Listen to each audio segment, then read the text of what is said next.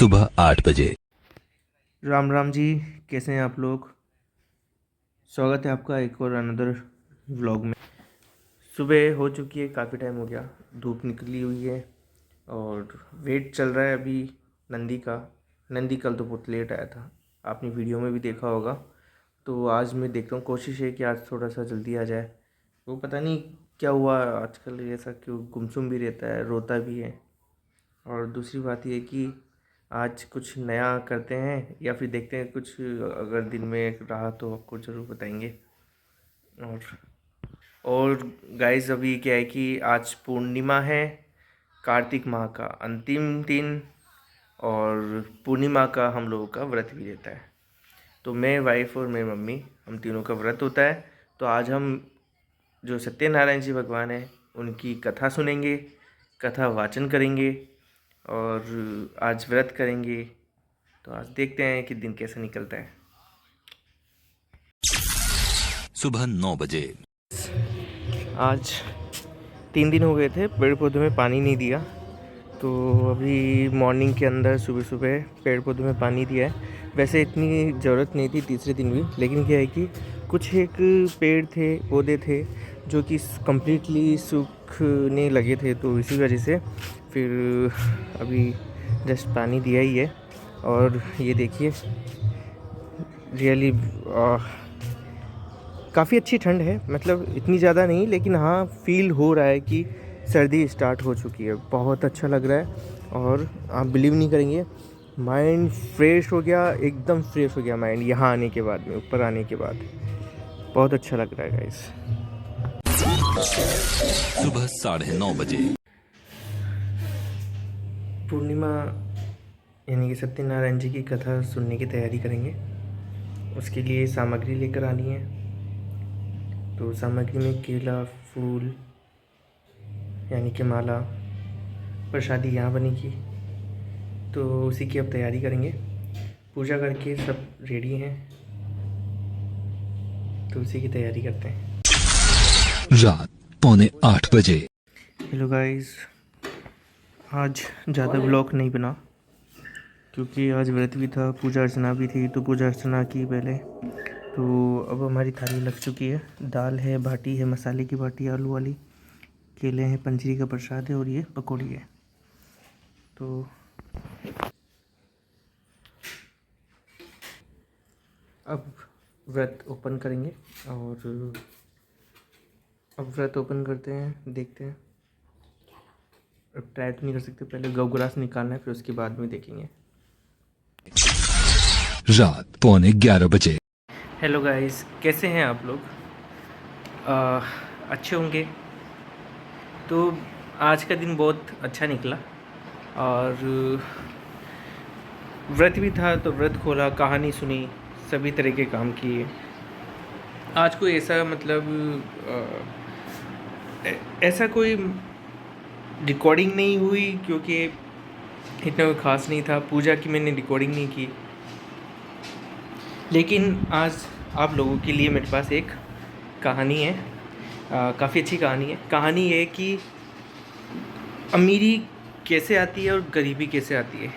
ये कुछ पॉइंट होते हैं, इसी वजह से ही हमारे पास में लक्ष्मी होती है और लक्ष्मी नहीं भी होती है। तो उसके लिए एक कहानी सुनानी पड़ेगी। कहानी ये है कि एक बार एक सेठ था, वो बहुत अमीर था, करोड़पति था, बहुत ज़्यादा अमीर। और उसके घर में अन्न धन लक्ष्मी के भंडार। उसके 4 बेटे थे और चारों बहुएं थी। पूरा परिवार एकदम समृद्ध था, कोई लड़ाई झगड़े नहीं थे। तो एक बार की बात है कि सेठ जी सोए हुए थे रात्रि को और उनको एक सपना आता है। सपने में उनको एक औरत दिखती है और वह औरत सेठ जी को बोलती है कि सेठ जी, क्या आप सो रहे हो या जग रहे हो। तो सेठ जी बोलते हैं कि ना तो मैं सो रहा हूँ ना मैं जग रहा हूँ, बोलो तुम कौन हो। तो उसने कहा कि मैं लक्ष्मी हूँ और मैं तुम्हारे घर में रहती हूँ और मैं करीबन 25 साल से तुम्हारे घर में हूँ, लेकिन अब वक्त आ चुका है कि मैं आपको छोड़कर जाना चाहती हूँ। तो सेठ जी बोलते हैं कि देखो लक्ष्मी माँ, अगर आप लक्ष्मी ही हैं तो मैं आपको ये बात कहता हूँ कि आप मुझे छोड़कर ना जाओ, क्योंकि अगर आप चले गए तो मैं करोड़पति से मैं रोडपति हो जाऊँगा, मतलब कि मैं भिखारी हो जाऊँगा। उसने ऐसे वर्ड कहे। तो लक्ष्मी जी कहती है कि लेकिन मैं एक जगह पर कुछ समय से ज़्यादा नहीं रुक सकती हूँ, मुझे जाना ही होता है। तो सेठ जी बोलते हैं कि ऐसा अगर तुम करोगी तो मेरे परिवार में, मेरे राज्य में, मेरे आस पड़ोस में जो मेरी इज्जत है वो सब खाक हो जाएगी, और मैं नहीं चाहता कि मेरी जो इतनी बनाई हुई, इतनी बरसों पुरानी जो इज्जत है वो खो जाए। तो लक्ष्मी माँ कहती है कि मुझे जाना ही पड़ेगा और यही मेरा नियम है।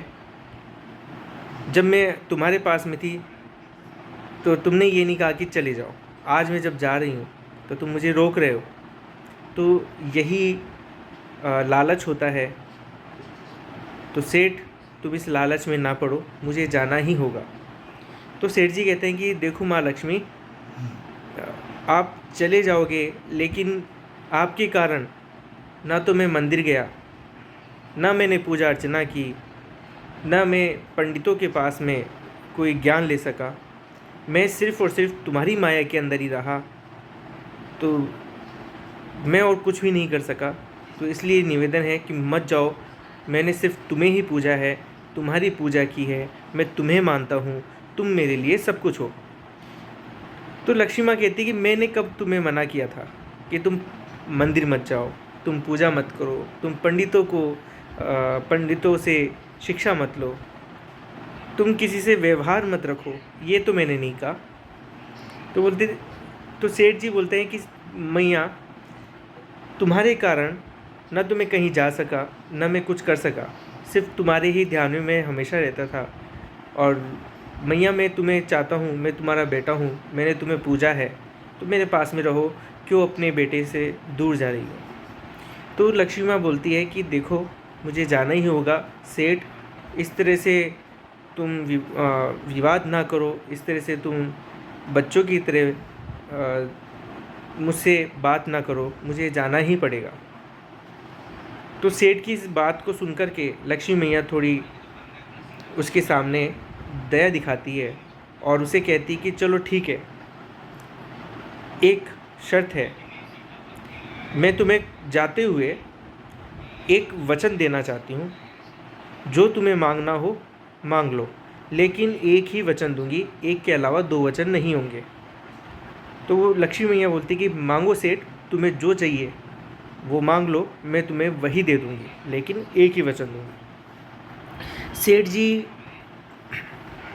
काफ़ी सोचने के बाद में बोलते हैं कि मैया तुम मुझे थोड़ा सा समय दो, मैं करीब एक दिन का समय दो, कल फिर से मैं तुमसे बात करूँगा, तुम मेरे सपनों में आना, मैं अपने परिवार से मिलकर ये बात साझा करूँगा और उनसे मिलकर बात करूँगा कि मुझे क्या वचन लेना चाहिए।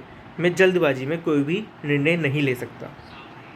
सेठ की बात सुनकर के लक्ष्मी मैया ने कहा कि ठीक है, मैं कल इसी समय फिर से आऊँगी, तो तुम मुझसे वो वचन ले लेना, लेकिन ये अब आखिरी रात होगी और मुझे जाना होगा। सेठ सुबह उठता है और अपने चारों बेटों को बुलाकर एक बात करता है, उनसे पूछता है, अपनी बीवी से बोलता है कि ऐसे ऐसे सपने में मुझे लक्ष्मी माँ ने दर्शन दिए और कहा कि मैं जाना चाहती हूँ, मेरा समय आ चुका है, तुम्हें जो वचन लेना है वो वचन ले लो, सिर्फ एक ही वचन, इसके अलावा कोई भी दूसरा वचन नहीं दूंगी। बड़े बेटे को कहा तो बड़ा बेटा यानी कि उसके जो चारों बेटे थे उन्होंने कहा कि पिताजी आप सर्वोपरि हैं, जो आप निर्णय लेंगे वही सर्वोपरि होगा, वो अच्छा होगा, क्योंकि आपने इतना ज्ञान अर्जित किया है, इतने समय से आप परिवार चला रहे हैं, तो आप हमसे ज़्यादा विचार कर सकते हैं, हमसे ज़्यादा अच्छा ज्ञान आपके पास में। सेठ बोलता है कि बहुओं को बोलता है कि बेटियों तुम मुझे कुछ बताओ कि मुझे क्या करना चाहिए, कुछ सलाह दो। तो बड़ी बहू बोलती कि पिताजी आप एक काम करना, लक्ष्मी मैया से आप जेवरात मांग लेना, हीरे मोती पन्ने मांग लेना। अगर हम गरीब हो जाएंगे तो हम उन्हें बेच कर के दोबारा अमीर हो सकते हैं, हमारा लालन पालन हो सकता है, हम समय अच्छा गुजार सकते हैं, हमारा गरीबी समय नहीं रहेगा। सेठ दूसरी बहू को बोलता है कि बेटा तुम बताओ मुझे क्या मांगना चाहिए। दूसरी बहू ने कहा कि पिताजी आप एक काम कीजिए, आप स्कूल, कॉलेज और मंदिर ये मांग लीजिए, क्योंकि अगर स्कूल, कॉलेज और हॉस्पिटल और मंदिर होंगे तो हमारे पास में पैसे की कोई कमी नहीं होगी, क्योंकि स्कूल में विद्यार्थी पढ़ेंगे, बच्चे पढ़ेंगे तो उनसे पैसा आएगा, ये भविष्य हमारा सुधरेगा। कॉलेज में जाएंगे तो भी हमारा भविष्य सुधरेगा, हमारे पास पैसा आएगा। दूसरा, मंदिर से भी पैसा आएगा, और तीसरा, हॉस्पिटल से भी पैसा आएगा। सेठ बोलता है कि ठीक है। तीसरे नंबर की बहू को बोलता है कि अब तुम बताओ मुझे क्या मांगना चाहिए। तीसरे नंबर की जो बहू थी छोटी, वो बोलती कि पिताजी आप ज़मीन जायदाद मांग लो, जितनी ज़मीन होगी, अगर हमारे पास लक्ष्मी नहीं होगी तो हम उस ज़मीन पर कुछ उगाएंगे, उगाने पर हमारे पास में फसल होगी, अनाज होगा, हम उसे बेच करके खुद भी खाएंगे और पैसा अर्जित करेंगे, तो हमारी गरीबी दूर हो जाएगी। सेठ को ये आइडिया भी बहुत अच्छा लगा। सेठ ये विचार सुनने के बाद में वो अपनी सबसे छोटी बहू को बोलता है कि बेटा अब तुम मुझे कोई बात बताओ जिससे कि मैं अपने फैसले पर पहुंच सकूं। सबसे जो छोटी बहू थी, चौथे नंबर की, उसने कहा पिताजी आप लक्ष्मी मैया से एक वरदान यह मांगना कि मैं सदा अपने परिवार के साथ में रहूं, परिवार के साथ सुखी रहूं, मेरे चारों बेटे एक रहें, मेरे चारों बहुएं एक रहें और हम में कभी भी कोई झगड़ा ना हो। बस मुझे सुख और समृद्धि चाहिए, परिवार संपूर्ण चाहिए, कोई भी अलग ना हो, हम में कोई भी यानी कि विवाद ना हो। सेठ ने कहा कि ठीक है, मैं निर्णय ले चुका हूँ। रात्रि को अगर माँ लक्ष्मी मिलती है तो मैं उससे बात कर लूँगा। रात्रि होती है, सेठ सोने के लिए जाता है, सेठ सोता है, नींद में उसकी माँ लक्ष्मी आती है। लक्ष्मी माता बोलती है कि सेठ जी आप सो रहे हो या जग रहे हो। सेठ जी बोलते हैं ना तो मैं सो रहा हूँ ना मैं जग रहा हूँ, मैं तुम्हारा इंतज़ार कर रहा हूँ मैया। लक्ष्मी माँ बोलती है कि मांगो जो तुम्हें मांगना है। सेठ जी बोलते हैं कि मैया आप मुझे ये वरदान दो कि मैं सुख समृद्धि से रहूं, संपूर्ण परिवार रहे, मेरे चारों बेटे एक रहे, मेरे चारों बहुएं एक रहे, हम में कभी कोई झगड़ा ना हो। लक्ष्मी मैया बोलती है ठग लिया सेठ तूने मुझे, तूने वो सब कुछ मांग लिया जो ना मांगना चाहिए था, आखिर तूने अपनी बुद्धि लगाई ली है। सेठ बोलता है कि ऐसा आखिर मैंने क्या मांग लिया, मैंने धन तो नहीं मांगा। लक्ष्मी मैया बोलती है कि सेठ जहाँ परिवार संपूर्ण होता है, जहाँ परिवार एक होता है, जहाँ लड़ाई झगड़े नहीं होते हैं, जहाँ बेटे मिलकर रहते हैं, जहाँ बहुएं समान रूप से रहती है, वहाँ लक्ष्मी रुकती है।